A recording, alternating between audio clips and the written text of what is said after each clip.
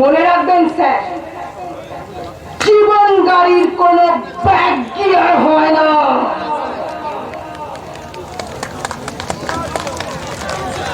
চলি বাবু, অন্য পর একদিন এসে আপনার ছেলেকে আমরা ঘর জামাই করে তুলে নিয়ে যাবো। তার আগে শনিবার সন্ধ্যেবেলা আমি তোর বাড়ি যাবো রে সেলিম।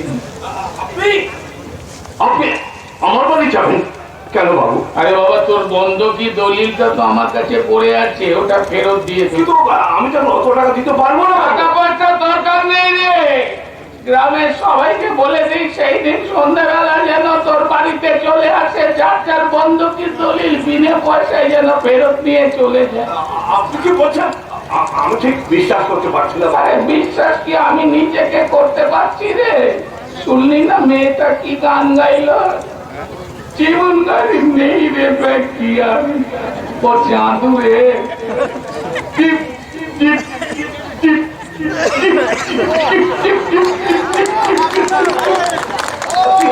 কি হলো বাবু, আপনি আমার করে কাঁদছেন কেন?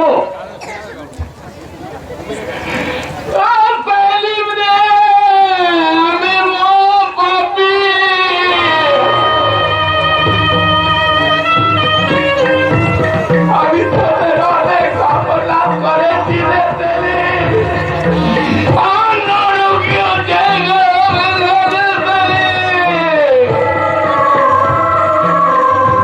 এই তো আজ থেকে আমি প্র্যাকটিস করতে আনতে চাই, সেই জন্য তোর শনিবার রাতে তোদের বাড়িতে গিয়ে তোদের সকলের সঙ্গে বসে দুটো ডাল ভাত খাবো রে সেলিম। কি বলছেন বাবু?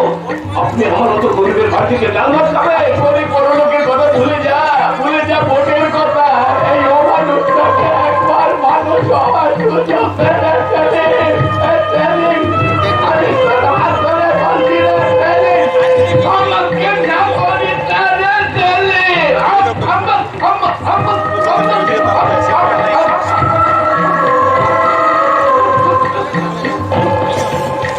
ঠিক আছে ঠিক আছে বাবু, ঠিক আছে, আমরা আপনার জন্য ভাত রান্না করে অপেক্ষা করবো, অপেক্ষা করবো।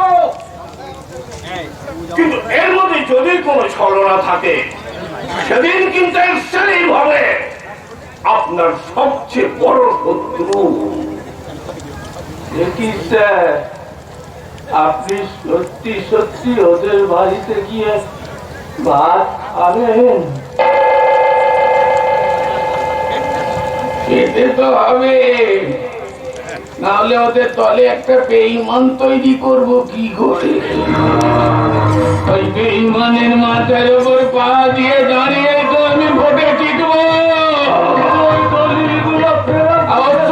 আসল দলিল হবে না, সব নকল দলিল হবে। নকল দলিল? কিন্তু ওরা যদি বুঝতে পারে, কি করে বুঝবে? শনিবার রাতে হাতে দলিল পাবে, রোববার সমস্ত সরকারি অফিস কাছারি বন্ধ, আসল না নকল যাচাই করার কোনো সুযোগ পাবে না। সকালবেলা আনন্দে নাচতে নাচতে আমায় ভোট দিয়ে আসবে, আর একবার ভোটে টিকতে পারলে ওই চয়া সরকার আর মাকে আমি গ্রাম ছাড়া করবো। তারপরে সেলিমের বাড়িতে আমি আগুন ধরাবো, তখন বুঝিয়ে দেবো আমি ভক্তদাস কর্তা, ডবল ইঞ্জিন